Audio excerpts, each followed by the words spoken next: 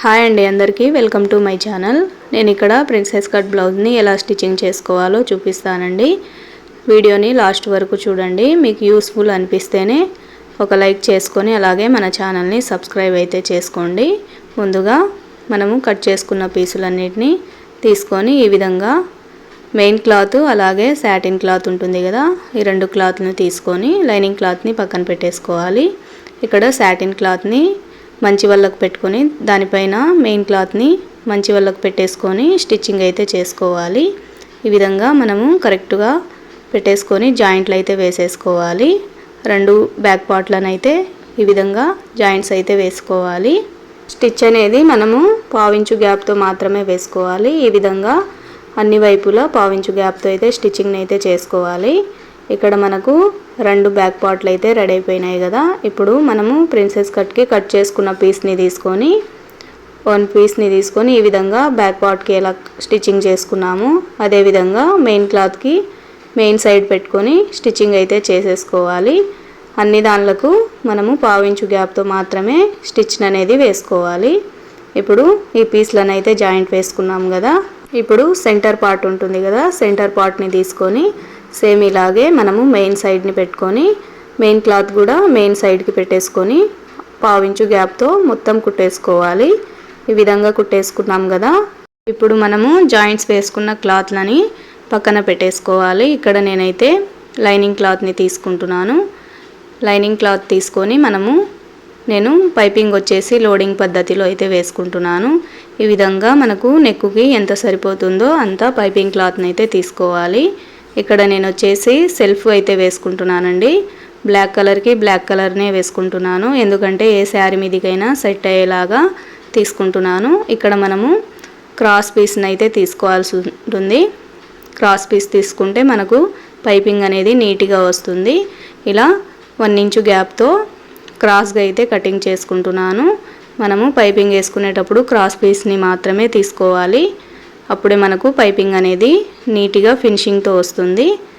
ఈ విధంగా క్రాస్ పీస్ని కట్ చేసుకున్నాను కదా. ఇక్కడ సెంటర్కి ఇలా కటింగ్ చేసుకొని ఈ విధంగా క్రాస్గా పెట్టేసి మనము సెంటర్కి జాయింట్ అయితే వేసుకోవాల్సి ఉంటుంది. ఈ విధంగా నేను చూపిస్తున్న విధంగా సెంటర్కి ఆపోజిట్లో పెట్టి జాయింట్ వేసుకోవాలి. మనకు 2 పీసులు అనేది క్రాస్గా అయితే వస్తాయి. ఇప్పుడు 12వ నంబరు పైపింగ్ థ్రెడ్ ఉంటుంది కదా, మనకు 12వ నంబర్ది తీసుకుంటే మనకు పైపింగ్ అనేది నీట్గా వస్తుంది. ఈ విధంగా సెంటర్కి పెట్టేసుకొని కరెక్ట్గా సెంటర్కి పెట్టుకొని ఇలా స్టార్టింగ్లో రఫ్ అయితే చేసుకోవాలి. అలాగే ఇప్పుడు కరెక్ట్గా మనకు పైపింగ్ దారం పక్కనే స్టిచ్చింగ్ వచ్చేలాగైతే కుట్టుకోవాలి. ఇక్కడ నేను చూపిస్తున్న విధంగా మధ్యకి పెట్టి కుట్టుకుంటే మనకు ఫినిషింగ్ అనేది నీట్గా వస్తుంది. ఈ విధంగా మొత్తాన్ని అయితే కుట్టేసుకోవాలి. ఇప్పుడు మనం కుట్టుకున్న పీస్ని అయితే కరెక్ట్గా పావించు గ్యాప్తో ఉండేలాగైతే మొత్తం పీస్ని అయితే కటింగ్ అయితే చేసుకోవాలి. ఈ విధంగా పావించు గ్యాప్ ఉండేలాగా చూసుకొని కటింగ్ అయితే చేసుకోండి. ఇక్కడ నేను కటింగ్ అయితే చేసుకున్నాను కదా. ఇప్పుడు మనము మెయిన్ క్లాత్ కాకుండా లైనింగ్ క్లాత్ ఉంటుంది కదా, ఆ లైనింగ్ క్లాత్ తీసుకొని ఇక్కడ నేను చూపిస్తున్న విధంగా పావించు గ్యాప్తో ఇలా పైపింగ్ థ్రెడ్ని పెట్టుకొని సేమ్ మనము పైపింగ్ వేసుకునేటప్పుడు దారం పక్కనే కుట్టు అయితే వేసుకున్నాం కదా, అలాగే ఇప్పుడు కుట్టుకునేటప్పుడు కూడా సేమ్ దారం పక్కనే కుట్టు పడేలాగైతే కుట్టుకోవాలి. ఈ విధంగా కరెక్ట్గా పావించు గ్యాప్తో మనము కుట్టుకుంటే మనకు కరెక్ట్గా వస్తుంది. ఈ విధంగా నెక్ మొత్తాన్ని అయితే కుట్టేసుకోవాలి. మనము ఏ నెక్ పెట్టుకున్నా కానీ ఈ విధంగానే కుట్టేసుకోవాలి. నేనైతే ఇక్కడ లీఫ్ షేప్ అయితే పెట్టుకున్నానండి. ఇప్పుడు మెయిన్ క్లాత్కి మనము జాయింట్స్ వేసుకున్నాం కదా, ఆ మెయిన్ క్లాత్ తీసుకొని ఈ పైపింగ్ వేసుకున్న పీస్ని అయితే ఆపోజిట్లో పెట్టుకోవాలి. అంటే మెయిన్ సైడ్కి లైనింగ్ వచ్చేసి బ్యాక్ సైడ్కి మాత్రమే పెట్టుకోవాలి. ఇలా నీట్గా సెట్ చేసుకొని ఇప్పుడు సేమ్ మనము పైపింగ్ ఎలా వేసుకున్నాము లైనింగ్ క్లాత్కి అలాగే ఆ థ్రెడ్ పక్కనే స్టిచ్చింగ్ వచ్చేలాగా స్టిచ్ని అయితే చేసేసుకోవాలి. ఈ విధంగా కుట్టుకున్నాం కదా. ఈ విధంగా కుట్టుకున్న దాన్ని ఇక్కడ వేస్ట్ క్లాత్ ఏదన్నా ఉంటే ఇలా నీట్గా కటింగ్ అయితే చేసుకోండి. అంటే మెయిన్ క్లాత్ కొద్దిగా ఏమన్నా ఎక్స్ట్రా అలా ఉన్నా కటింగ్ అయితే చేసేసుకోండి. అలాగే ఇక్కడ మనకు నెక్ షేపు నీట్గా తిరగడానికి ఇక్కడ నేను డాట్స్ అయితే వేసుకుంటున్నాను. ఇలా సెంటర్కి లీఫ్ షేప్ పెట్టుకున్నాం కదా, ఈ షేప్ దగ్గర మనకు కరెక్ట్గా దారం కట్ అవ్వకుండా నిదానంగా అయితే ఇక్కడ ఒక చిన్న డాట్ని అయితే వేసుకోండి. అలాగే మనకు నెక్ మొత్తానికి కూడా ఇలా చిన్న చిన్న డాట్స్ అయితే వేసుకోండి. ఇలా మనము ఏ నెక్ షేప్లకైనా కానీ ఇలా చిన్న చిన్న డాట్స్ అయితే వేసుకుంటే మనకు పైపింగ్లు అనేటివి నీట్గా వస్తాయి. ఇక్కడ నేను వేసుకుంటున్న విధంగా కుట్టు అనేది కటింగ్ కాకుండా అయితే డాట్స్ అయితే వేసుకోండి. ఇప్పుడు మనం వేసుకున్నాం కదా పైపింగు, ఇప్పుడు లైనింగ్ క్లాత్కి బ్యాక్ సైడ్ని అయితే ఫోల్డింగ్ చేసుకోవాలి. బ్యాక్ సైడ్కి ఫోల్డింగ్ చేసుకుంటే మనకు పైపింగ్ అనేది ఈ విధంగా వస్తుంది. ఈ విధంగా నీట్గా ఫోల్డింగ్ చేసుకొని ఇక్కడ నేనైతే 1/2 ఇంచు గ్యాప్తో అయితే కుట్టేసుకుంటున్నాను. ఒకవేళ మీరు కరెక్ట్గా పైపింగ్ పక్కనైనా కూడా స్టిచ్చింగ్ అయితే వేసుకోవచ్చు. నేనైతే 1/2 ఇంచు గ్యాప్తో అయితే స్టిచ్చింగ్ అనేది వేసుకుంటున్నాను. ఇప్పుడు ఈ స్టిచ్చింగ్ చేసుకున్న దాన్ని ఇలా బ్యాక్ సైడ్కి తిప్పి చూసుకుంటే మనకు ఫినిషింగ్ అనేది నీట్గా ఉంటుంది. అంటే ఖర్చులు అలా వేస్ట్ క్లాత్ అలా ఏం బయటికి రాకుండా కరెక్ట్గా అయితే ఉంటుంది. ఇప్పుడు ఈ పైపింగ్ వేసుకున్న పార్ట్ని అయితే మొత్తం ఇలా జాయింట్స్ అయితే వేసుకోవాలి. ఈ విధంగా మొత్తం అన్ని దిక్కులు అయితే జాయింట్స్ వేసుకోవాలి. ఇప్పుడు ఈ వేస్ట్ క్లాత్ ఉంది కదా, ఈ మెయిన్ క్లాత్ని మొత్తం వేస్ట్ క్లాత్ ఉన్న వరకు కటింగ్ అయితే చేసేసుకోవాలి. ఇక్కడ మనకు సెంటర్ పాయింట్ అయితే రెడీ అయిపోయింది కదా. ఇప్పుడు ఈ మెయిన్ క్లాత్కి నేను లైనింగ్ క్లాత్ని అయితే జాయింట్ వేసుకుంటున్నాను. మనము మెయిన్ క్లాత్ ఏ విధంగా ఉందో లైనింగ్ క్లాత్ని కూడా అదే విధంగా పెట్టి 1/2 ఇంచు గ్యాప్తో అయితే స్టిచ్చింగ్ అయితే చేసుకోవాలి.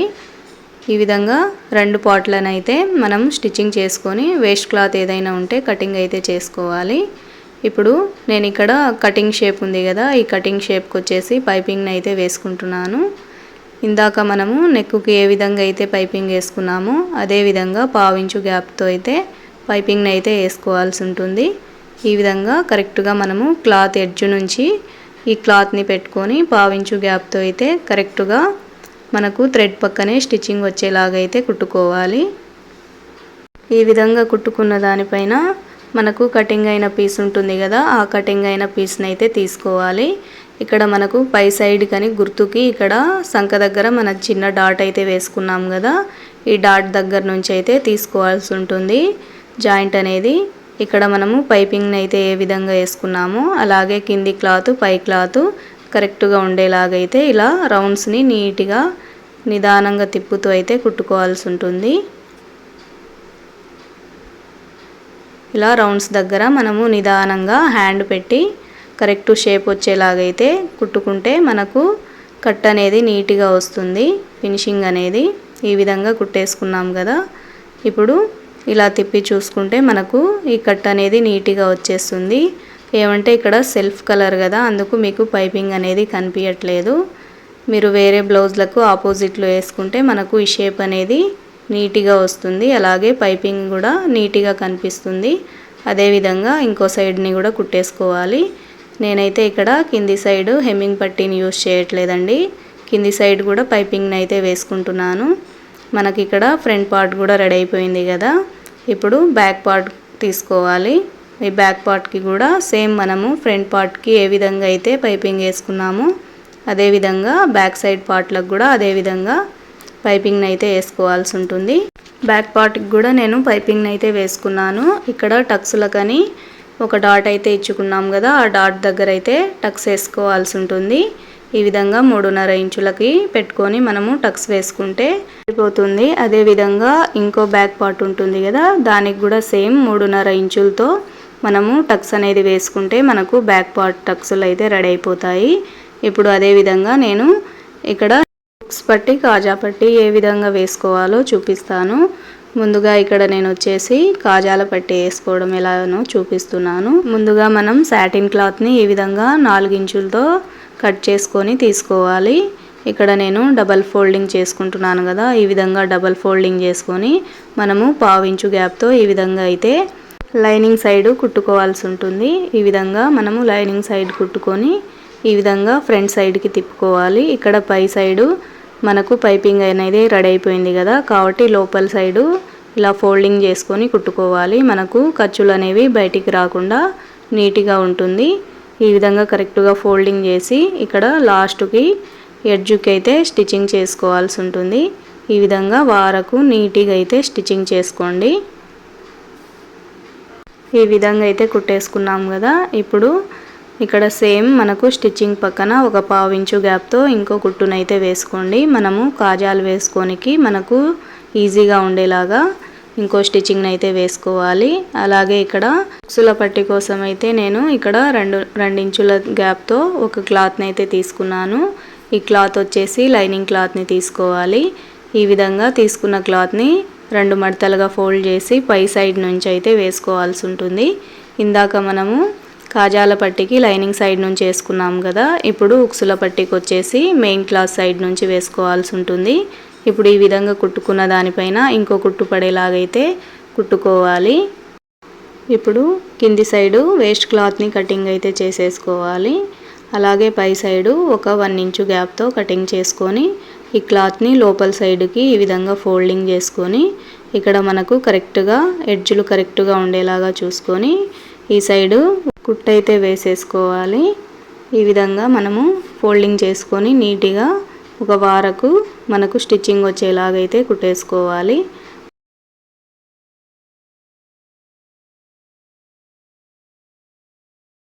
మనము ఉక్సుల పట్టి కాజాల పట్టి వేసుకున్నాక మనకు 2 పార్ట్లు అనేవి బ్యాక్ సైడ్ సేమ్ ఉండేలాగైతే చూసుకోవాలి. అలాగే నేను ఇక్కడ కింది సైడ్నైతే పైపింగ్ అయితే వేసుకుంటున్నాను. పైపింగ్ కూడా మనము కరెక్ట్గా 2 బ్యాక్ పార్ట్లు సేమ్ వచ్చేలాగైతే పైపింగ్ వేసుకోవాల్సి ఉంటుంది. ఇక్కడ నేను షోల్డర్స్ జాయింట్స్ అయితే చేసుకుంటున్నాను. ఇక్కడ షోల్డర్స్ దగ్గర 1/2 ఇంచు గ్యాప్తో అయితే స్టిచ్చింగ్ చేసుకోవాల్సి ఉంటుంది. ఇక్కడ నేను చూపిస్తున్న విధంగా కరెక్ట్గా 1/2 ఇంచు గ్యాప్కి అయితే పెట్టుకొని కుట్టు అయితే వేసుకోండి. నేను ఇక్కడ ఒక్కొక్క షోల్డర్కి అయితే 2 కుట్లు అయితే వేసుకుంటున్నాను మనకు స్ట్రాంగ్గా ఉండడం కోసము. ఈ సైడ్ కూడా సేమ్ అలాగే 2 కుట్లను అయితే వేసుకుంటున్నాను.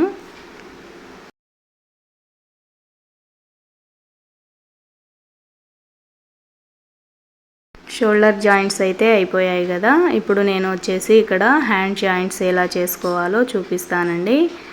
నేనైతే ఇక్కడ చుడి హ్యాండ్స్ని అయితే స్టిచ్చింగ్ చేసుకున్నాను. ఇప్పుడు హ్యాండ్ జాయింట్స్ అయితే మనము హ్యాండ్స్కి లోతు భాగం తీసుకుంటాం కదా. ఆ లోతు భాగం అనేది ఫ్రంట్ సైడ్ ఉండేలాగా ఇక్కడ షోల్డర్ జాయింట్స్ దగ్గర సెంటర్కి ఇలా పెట్టుకొని హ్యాండ్ని అయితే స్టిచ్ చేసుకోవాల్సి ఉంటుంది. ఈ విధంగా 1/2 ఇంచు గ్యాప్తో అయితే హ్యాండ్ని మొత్తం ఇలా స్టిచ్చింగ్ అయితే చేసుకోవాలి. హ్యాండ్ అయితే స్టిచ్చింగ్ చేసుకున్నాం కదా. ఇప్పుడు సైడ్ జాయింట్స్ ఎలా చేసుకోవాలో చూపిస్తాను. సైడ్ జాయింట్స్ కోసం ఇక్కడ మనము స్టార్టింగ్లో మార్కింగ్ అనేటివి చేసుకున్నాం కదా. ఈ మార్కింగ్ ప్రకారము మనము సైడ్ జాయింట్స్ అయితే చేసుకోవాలి. ఇక్కడ నడుము లూజ్ వచ్చేసి నాది 25 ఇంచులు అని చెప్పాను కదా. ఈ 25 ఇంచులకి 4వ భాగాన్ని అయితే తీసుకోవాల్సి ఉంటుంది. ఇక్కడ నేను 6.5 ఇంచులకైతే కుట్టునైతే వేసుకుంటున్నాను. అలాగే ఇక్కడ మనము ఆమ్ రౌండ్స్ దగ్గర కూడా మన ఆమ్ రౌండ్స్ని బట్టి అయితే తీసుకోవాల్సి ఉంటుంది. ఇక్కడ షార్ట్ హ్యాండ్ లూజ్ వచ్చేసి నేను 6 ఇంచులకైతే పెట్టుకుంటున్నాను. ఇదే విధంగా మనము సైడ్ జాయింట్స్ అయితే మొత్తం హ్యాండ్ నుంచి కింది వరకు వేసుకుంటే సరిపోతుంది. అలాగే ఇంకో సైడ్ కూడా ఇదే విధంగా జాయింట్స్ అనేవి వేసుకోవాలి.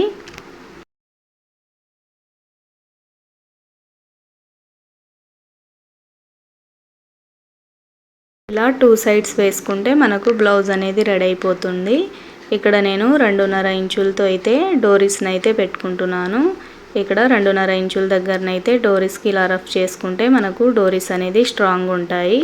అదేవిధంగా రైట్ సైడ్ కూడా సేమ్ ఇలా కొలుచుకొని ఒకటే చోట వచ్చేలాగైతే ఇక్కడ కూడా డోరీని అయితే వేసుకుంటున్నాను.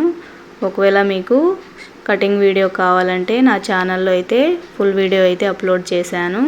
ఇంట్రెస్ట్ ఉన్న వాళ్ళు ఉంటే వెళ్ళి చూడండి. మరిన్ని ఇలాంటి టైలరింగ్ వీడియోస్ కోసం అయితే మన ఛానల్ని అయితే సబ్స్క్రైబ్ చేసుకోండి. అలాగే మీకు ఈ వీడియో నచ్చినట్లయితే ఒక లైక్ అయితే చేయండి. Thank you for watching. Bye bye.